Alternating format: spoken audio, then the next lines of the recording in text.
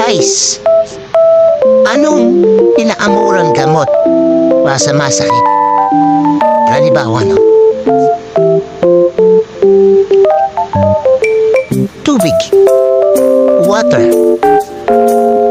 Yan yung pinakamurang gamot na para makagamot ang iyong mga karamdaman. Sa paanong paraan?